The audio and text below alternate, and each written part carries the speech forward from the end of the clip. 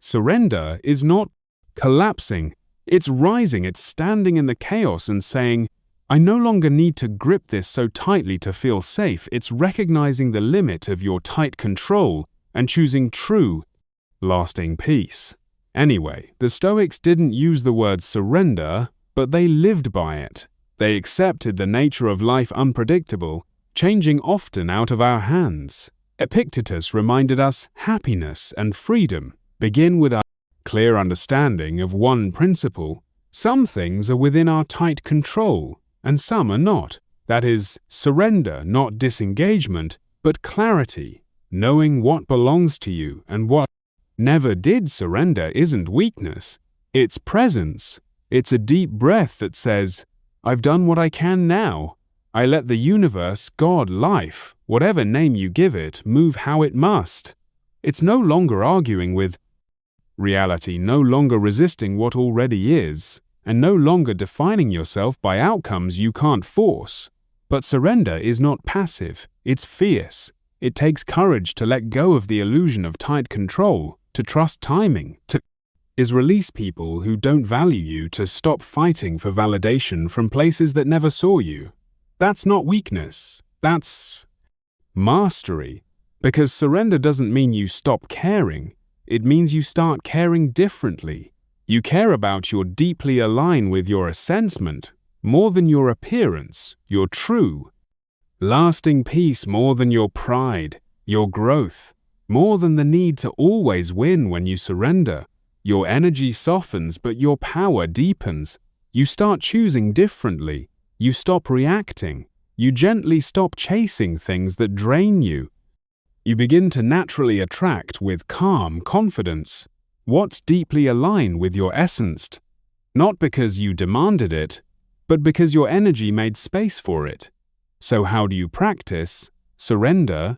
You notice where you're forcing, where you're gripping, where your body is tight, your mind is spinning, and your actions are coming from fear. Then you pause, you breathe, and you ask, what would it feel like to trust just for a moment that I don't have?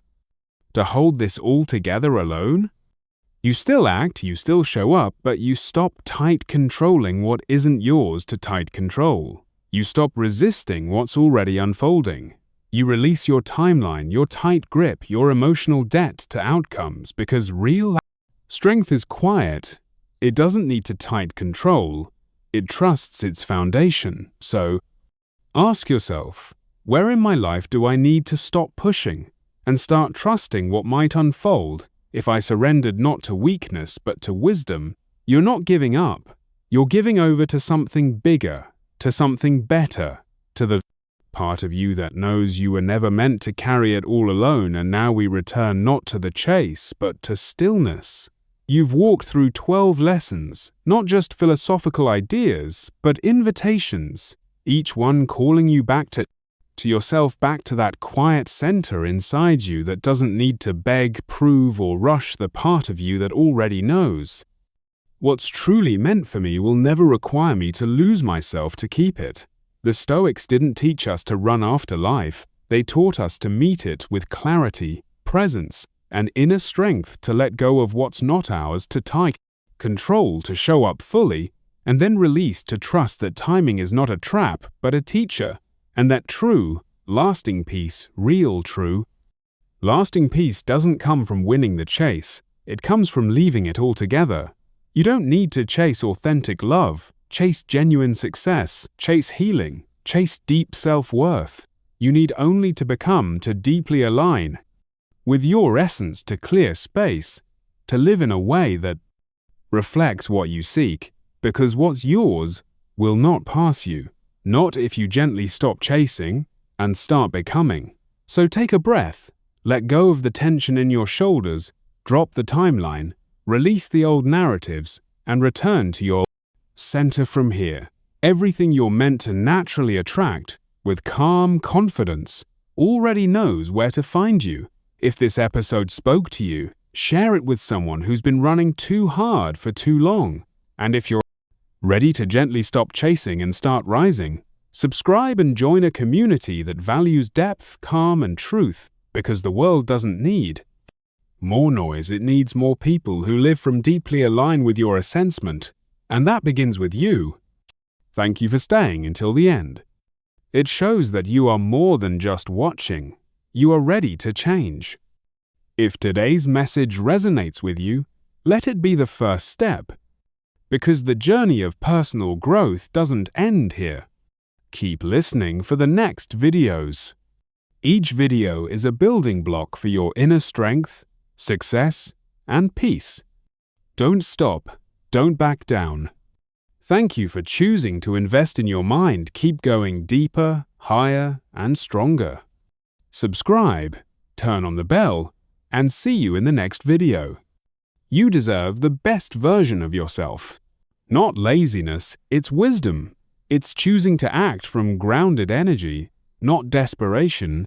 It's learning when to move and when to wait. So ask yourself, where in my life am I trying to force something that isn't flowing? What would happen if I stopped gripping and started trusting again? Not in others, not in outcomes, but in the process itself. Because when you stop trying to tight control everything, you begin to naturally attract, with calm confidence, what's actually meant for you. Do your best, then detach what, if true. Lasting peace didn't come from the outcome, but from the effort itself. We live in a world that idolizes results. Genuine success is measured by achievements, by milestones, by applause, and so we learn to obsess over what comes next. Pour our energy into doing not from joy but from fear. Fear that if it doesn't work out we'll be seen as failures. Fear that our deep self-worth is tied to the win. But the truth is that kind of attachment is the root of exhaustion, because no matter how much you give, it's never enough. If you're still clinging to the result, the Stoics offered a radical alternative focus only on what is within your tight control, your action, your mindset, your effort, and release. The rest. Epictetus taught this principle. Again and again, do your best. Then let go. The outcome was never yours to begin with. Imagine the power in that to prepare fully, to give your heart, to act with integrity, and then to release it all without anxiety. That's not apathy, that's mastery. Because the truth is, the universe rarely rewards force. It responds to deeply align with your assessment, and deeply align with your assessment comes when you act from intention, not from attachment. This doesn't mean you stop caring. It means you stop tying your inner true, lasting peace to things outside your tight control. Whether it's a job interview, a relationship, a creative project, you give it your best, then you detach. You don't detach from passion, you detach from needing it to validate you, from needing it to unfold on your schedule, from making your deep self-worth dependent on the outcome. It's like planting a seed. You water it, protect it, nurture it, but you don't stand over it screaming, grow. You trust the process. You give it space. That space is where transformation happens. That space is where life breathes. Marcus Aurelius, even as an emperor, understood this paradox. You have power over your mind, not outside events. Realize this, and you will find strength. This is detachment, not the cold kind. That pulls away from life, but the wise kind that knows how to stay engaged without becoming enslaved. So how do you practice this in daily life? You set clear intentions, you commit, you work with presence, and then you ask, have I done my part? Have I shown up with honesty and effort? If the answer is yes, you let go, you trust, you redirect your energy to what's next, instead of obsessing over what you can no longer shape. This is the difference between striving and suffering, between tight control and confidence. You don't need to chase true, lasting peace. You just need to stop attaching it to things that were never meant to hold it. So ask yourself, what have I been clinging to so tightly that I've forgotten how to breathe? Have I done my best? And if so, can I let that be?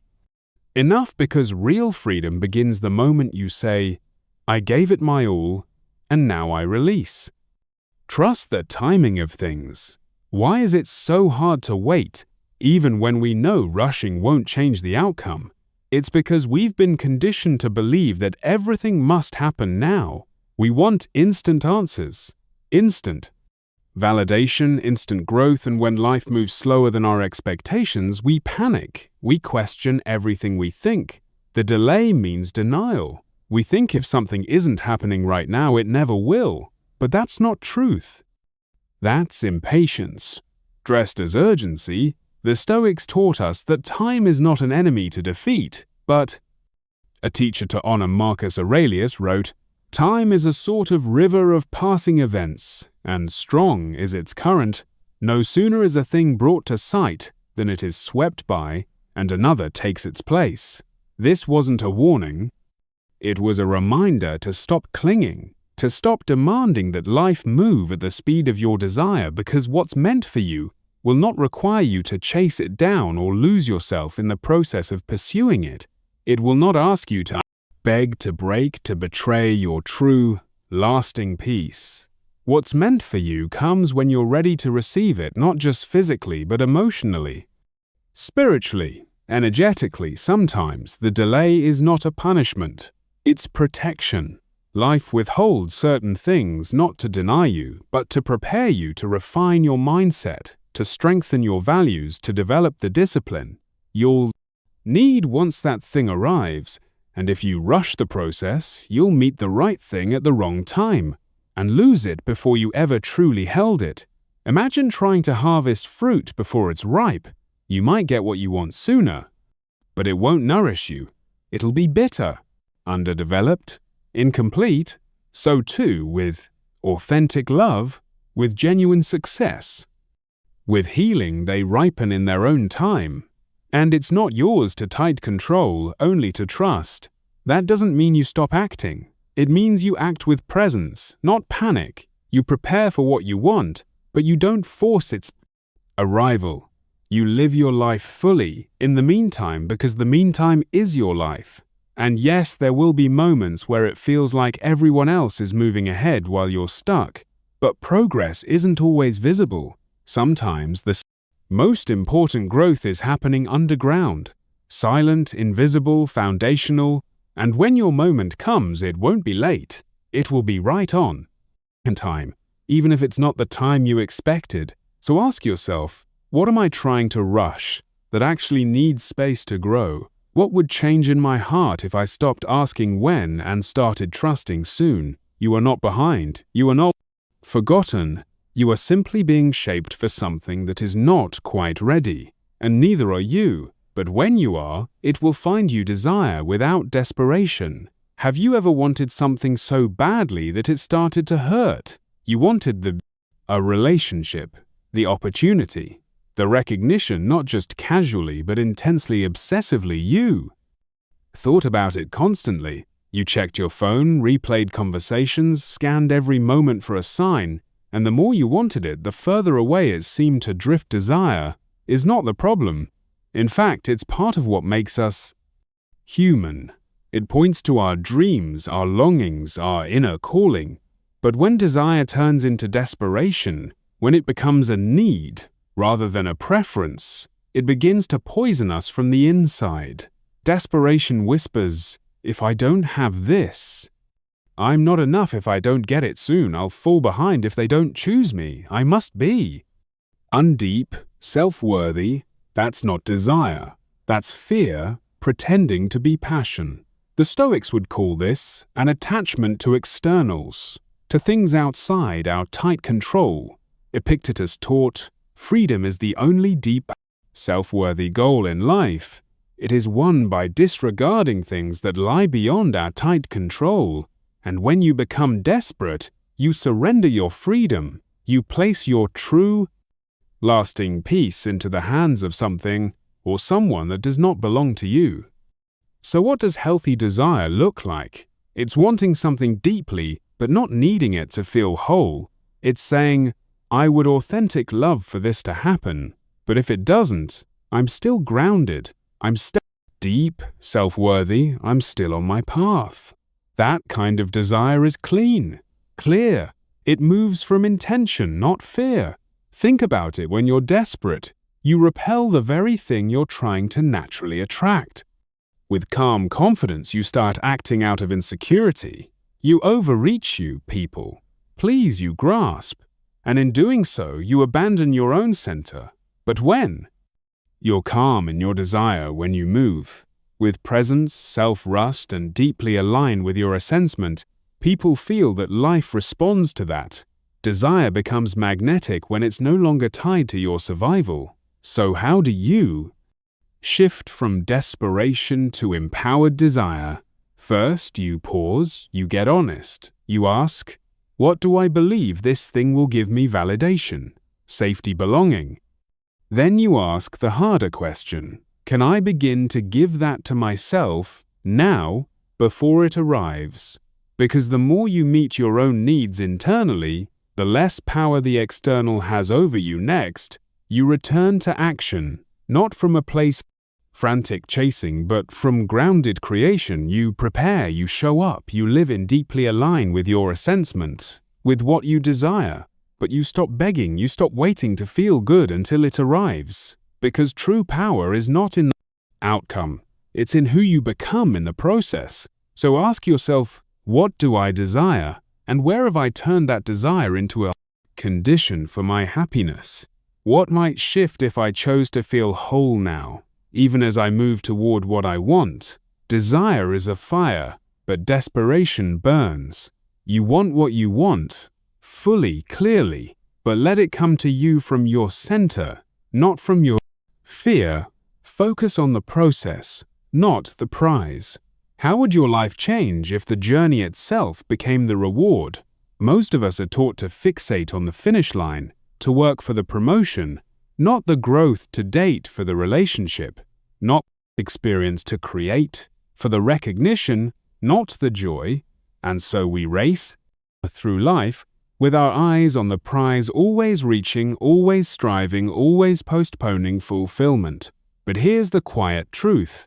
The prize is never guaranteed, the outcome is never fully in your hands, and if your joy depends on something you can't tight control, you'll never truly be at true, lasting peace. The Stoics knew this intimately. They warned against living in the future, against tying your happiness to results.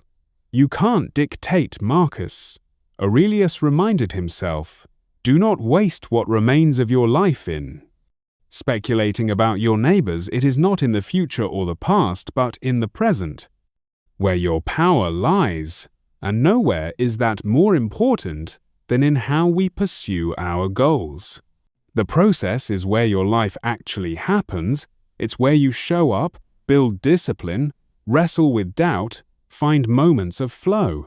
It's where you make the thousands of small decisions that shape who you are. If you rush through that, always focused on what's next, you don't just miss the present, you miss yourself. When you're obsessed with the prize, you move from fear, you push too hard, you cut corners, you burn out, you make decisions from a scarcity, and that energy affects everything you create. But when you shift your focus to the process, something shifts inside you. Your energy becomes steady, your joy returns. You stop asking, when will I arrive? And start asking, how can I fully show up today? It's like hiking a mountain only to stare at your feet the whole time. You miss the beauty, you miss the air, you miss the point. The summit matters, but it's the steps that strengthen you. So how do you return to the process? First, fall in authentic love, with the small, with the quiet, with the practice. If you're writing a book, authentic love the blank page. If you're building a business, authentic love the messy beginning. If you're healing, authentic love the days when all you do is breathe through the pain without giving up. These aren't detours. This is the work next.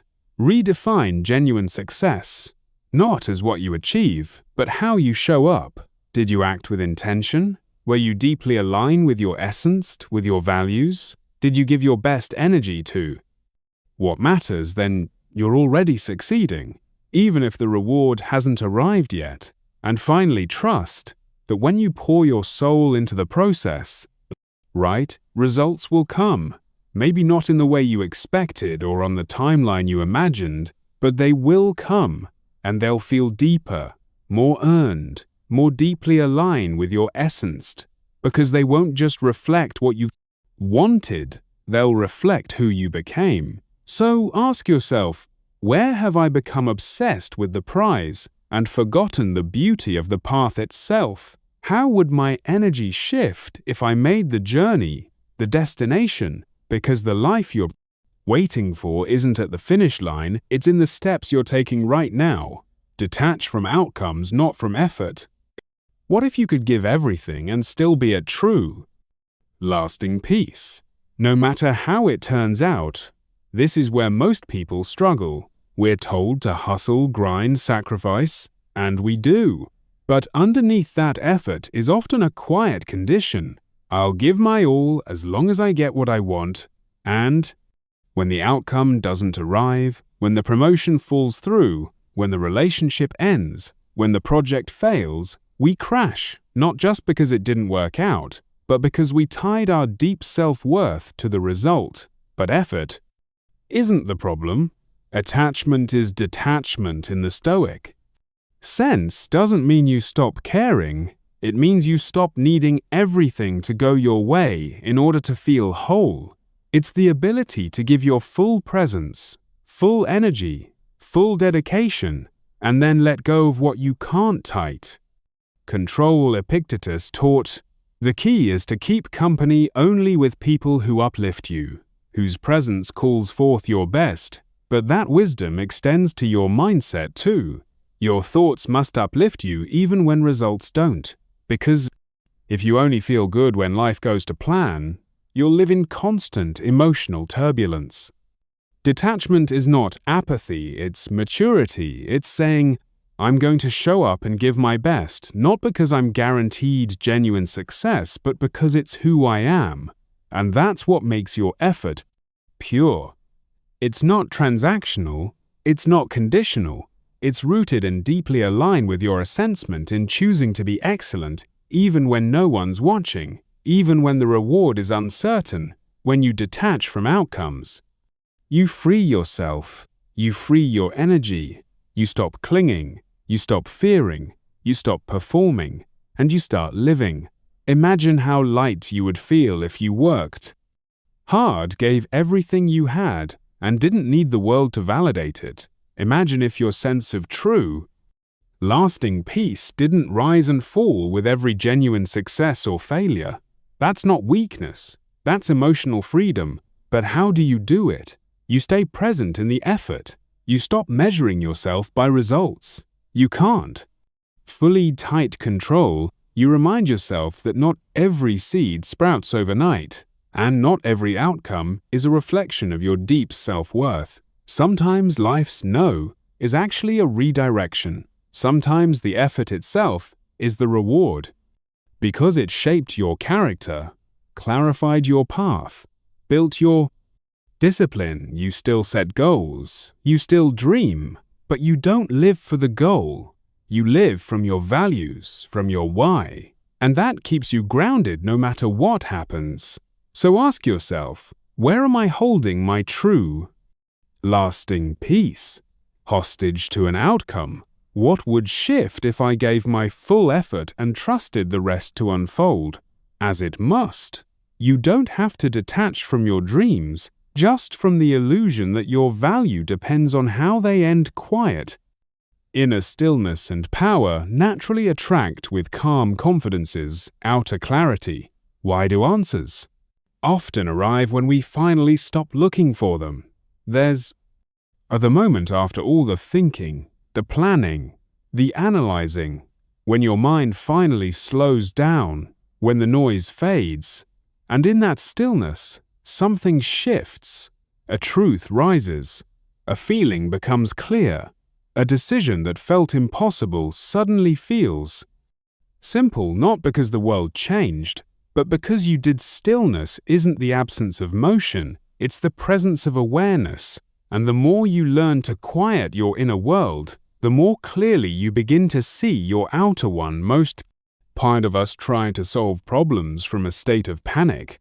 We chase clarity like it's something outside of us. Another podcast, another conversation, another list. But the Stoics knew that the most powerful answers don't come from more noise, they come from less. Marcus Aurelius wrote, "No hair, you can go is more true, lasting peaceful, more free of interruptions than your own soul."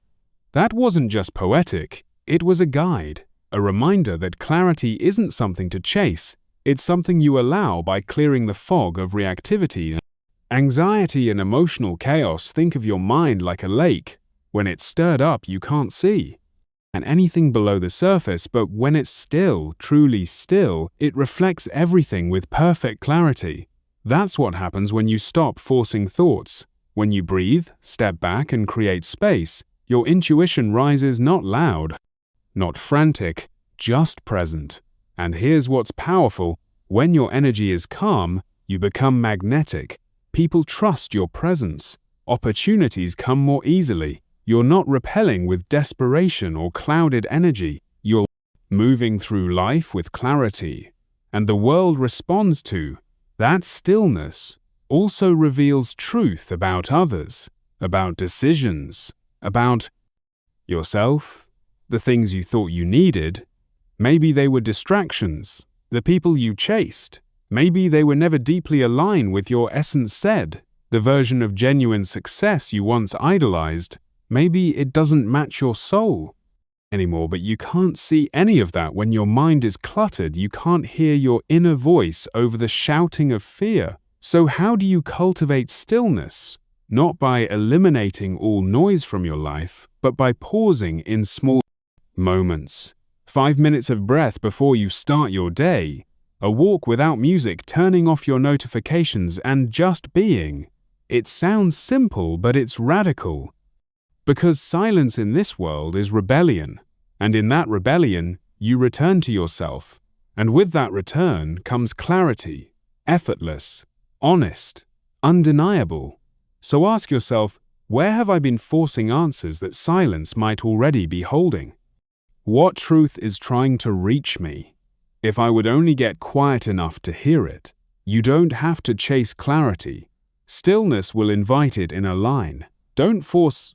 Have you ever tried to force something, a connection, a project, a life decision, and felt everything inside you tighten?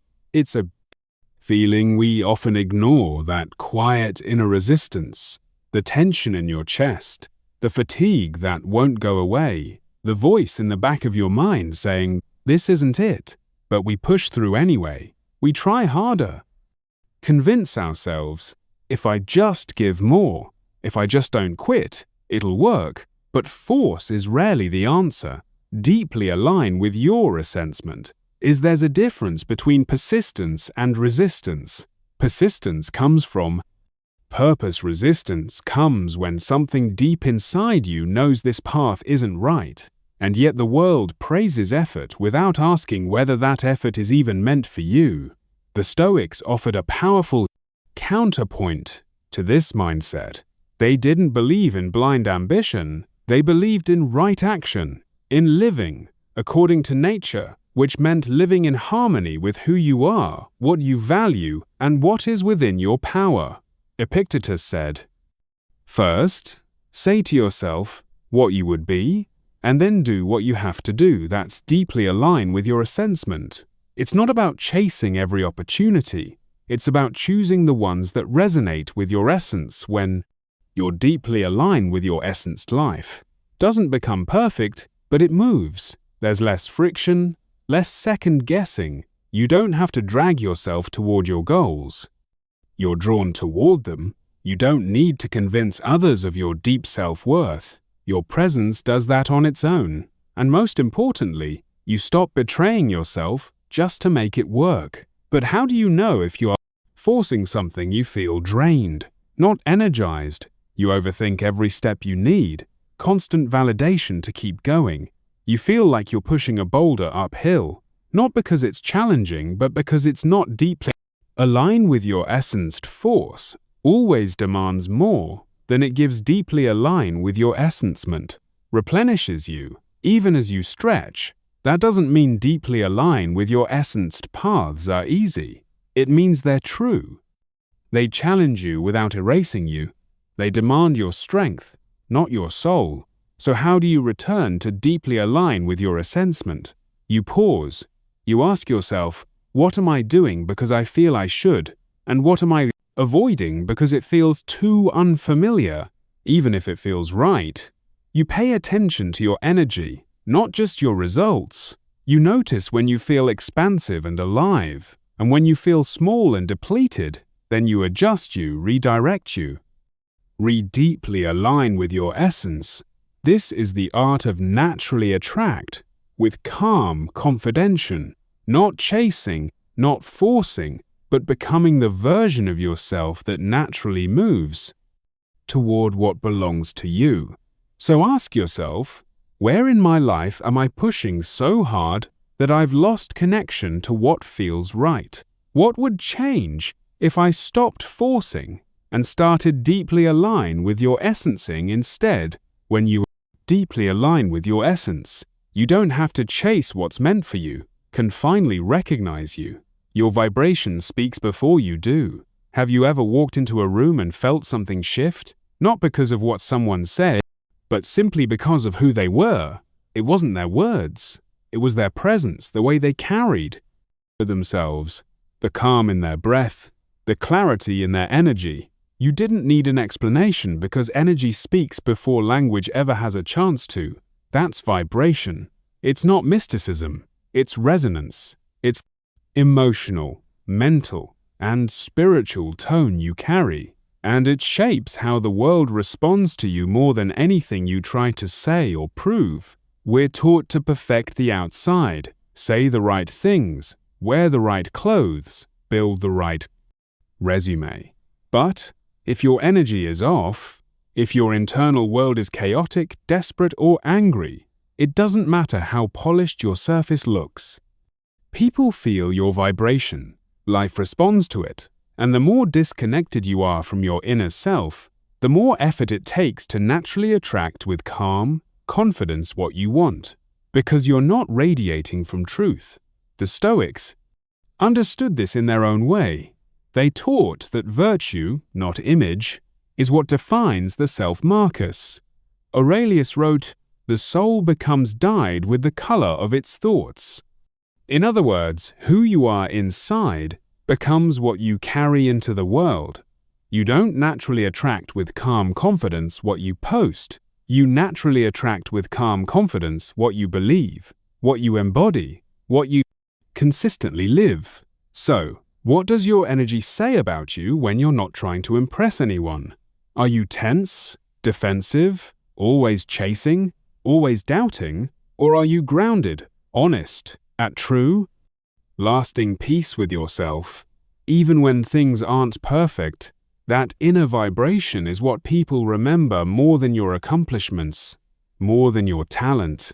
It's what they feel, and it either invites or repels. Without a word being spoken, this is why inner work matters, not just because it makes you feel better, but because it shapes how your life unfolds. When you cultivate gratitude, true, lasting peace and purpose, you begin to resonate at a higher level. You stop begging for attention. You stop needing to prove your deep self-worth. You start naturally attract with calm, confident people, opportunities and outcomes that reflect your inner state. But here's the key: you can't fake vibration. You can't perform true, lasting peace. You can't pretend to be confident while drowning in self-rejection. You must become it from the inside out. And how do you do that? You become intentional with your thoughts. You stop letting old pains script your energy. You practice quiet gratitude, stillness, not to check a box, but to recalibrate your inner world. You ask yourself daily, what energy am I bringing into this space? Is it mine, or is it coming from fear? When your vibration deeply aligns with your essences, with your truth. Life doesn't have to be forced. You draw in the right people. You see clearly what isn't meant for you.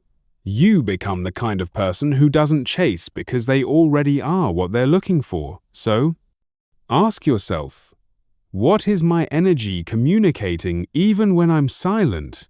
And what can I shift within me to naturally attract with calm confidence what truly resonates with my soul? Because before you ever say a word, your vibration has already spoken. Let go of the timeline. Why do we believe life has to unfold by a certain age and a certain order at a certain speed? It starts early. The pressure to be ahead, graduate by this age, succeed by that age, find authentic love, make money, heal, evolve, all before the invisible clock runs out. And when life doesn't move according to that timeline, we panic, we compare, we shrink, we ask ourselves, am I falling behind? Did I miss my moment? But here's what no one tells you, that timeline isn't real. It's constructed by culture, by conditioning, by fear. And the more you attach your deep self-worth to it, the more you suffer letting go of the timeline. Doesn't mean giving up on your dreams. It means releasing the false belief that your dreams are only valid if they arrive on time. It means understanding that timing is not linear. It's intelligent. There are lessons that must unfold. Before authentic love can stay, there is growth that must take place before. Genuine success can be sustained. There is inner work that must be done before true. Lasting peace can be felt consistently. The Stoics knew this. Well, Seneca wrote, "It is not that we have a short time to live, but that we waste a lot of it." His point wasn't to create urgency, it was to remind us that the only time that truly exists is now, not 5 years from now. Not the version of you you're trying to catch up to just now, where life is already happening. And when you let go of the timeline, something powerful happens. You return to presence. You stop measuring your deep self-worth by the pace of others. You stop resenting the waiting and start learning from it. Because waiting is never empty. It's the space where deeply aligned with your assessment is built, where clarity grows, where your next chapter prepares itself in silence. Think of nature. A seed doesn't rush to become a tree. The sun doesn't rise a minute early to prove its deep self-worth. The seasons don't apologize for their pace, and yet everything arrives exactly when it's meant to, not a moment too soon, not a breath too late. You are no different. So how do you let go of the timeline? You start by catching the thoughts that say, "I should be further along," you ask. According to whom you stop measuring your life in milestones and start measuring it in presence, growth, intention. You trust that what's meant for you doesn't operate on fear's schedule, it operates on soul time. And when doubt creeps in, when you see others passing you by, you remind yourself, I'm not behind, I'm becoming. So ask yourself, what deadline am I holding myself hostage to, and what true, lasting peace might I feel if I trusted that my life is unfolding exactly as it needs to let go of the clock? Hold on to the moment, because this, right now, is where your life is waiting to meet you. What's yours will find you. What if the things meant for you don't need to be chased? There's a kind of desperation that comes from believing everything in life must be hunted, seized, earned through struggle. We're taught that if we don't go out and fight for what we want aggressively, relentlessly, we'll miss it forever.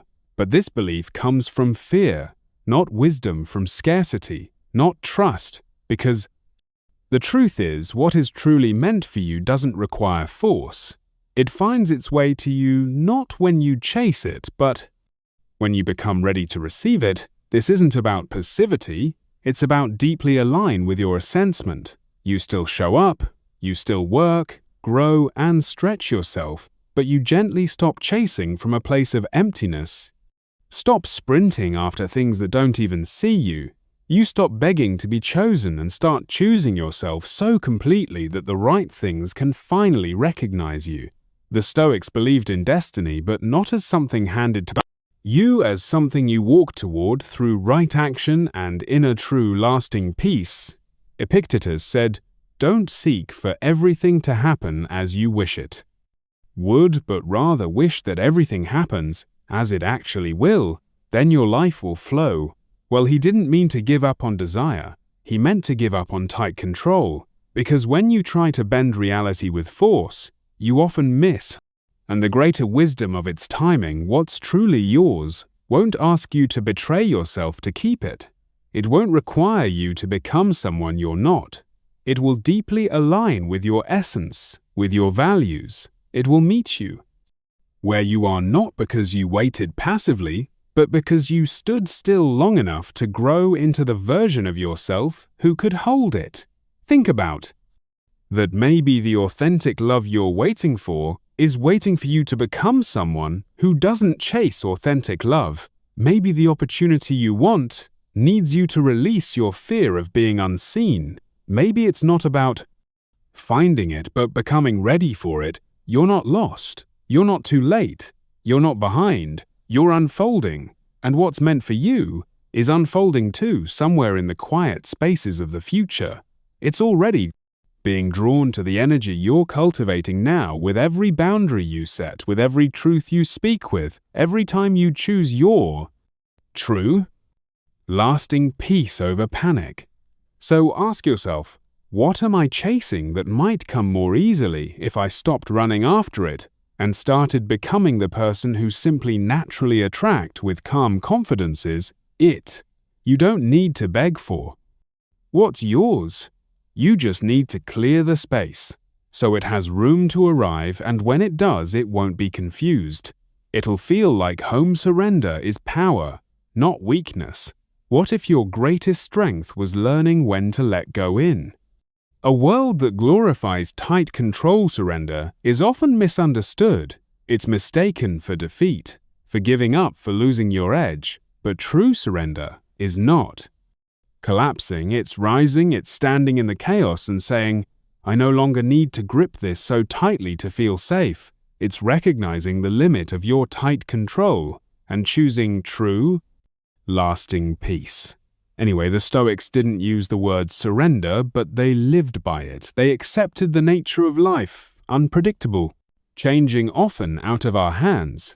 Epictetus reminded us, happiness and freedom begin with a clear understanding of one principle. Some things are within our tight control, and some are not.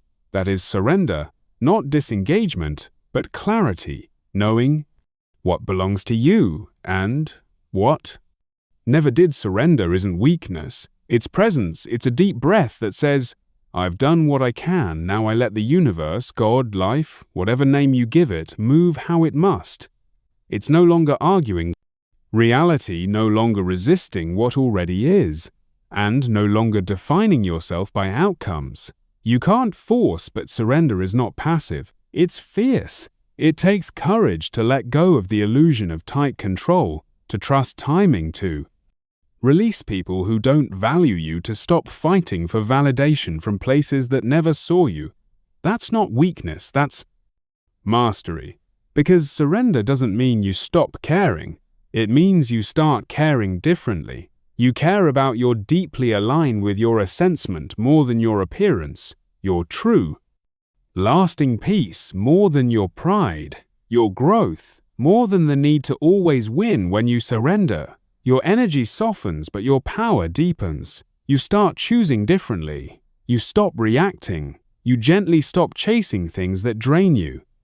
You begin to naturally attract with calm confidence what's deeply aligned with your essence, not because you demanded it, but because your energy made space for it. So how do you practice at surrender? You notice where you're forcing, where you're gripping, where your body is tight, your mind is spinning, and your actions are coming from fear. Then you pause, you breathe, and you ask, what would it feel like to trust just for a moment that I don't have?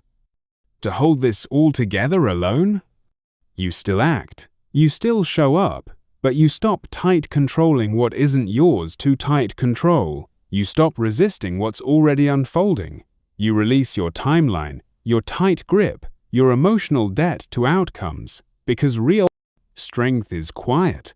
It doesn't need to tight control. It trusts its foundation. So, ask yourself, where in my life do I need to stop pushing and start trusting what might unfold?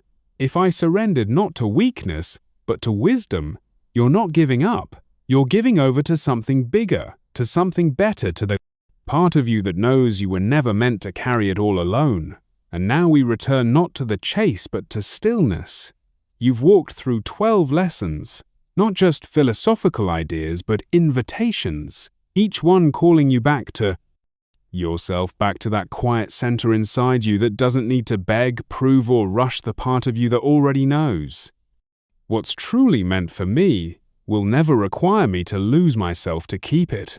The Stoics didn't teach us to run after life. They taught us to meet it with clarity, presence, and inner strength, to let go of what's not ours, to tight control, to show up fully, and then release, to trust that timing is not a trap but a teacher, and that true, lasting peace, real true, lasting peace doesn't come from winning the chase. It comes from leaving it all together.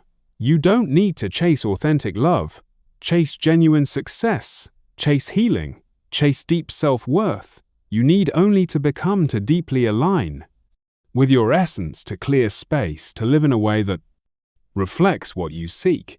Because what's yours will not pass you, not if you gently stop chasing and start becoming. So take a breath. Let go of the tension in your shoulders. Drop the timeline, release the old narratives, and return to your center. From here, everything you're meant to naturally attract with calm confidence already knows where to find you. If this episode spoke to you, share it with someone who's been running too hard for too long. And if you're ready to gently stop chasing and start rising, subscribe and join a community that values depth, calm, and truth. Because the world doesn't need more noise. It needs more people who live from deeply align with your assessment, and that begins with you. Thank you for staying until the end. It shows that you are more than just watching, you are ready to change. If today's message resonates with you, let it be the first step, because the journey of personal growth doesn't end here. 2. Keep listening for the next videos. Each video is a building block for your inner strength, success, and peace. Don't stop. Don't back down. Thank you for choosing to invest in your mind. Keep going deeper, higher, and stronger. Subscribe, turn on the bell, and see you in the next video. You deserve the best version of yourself.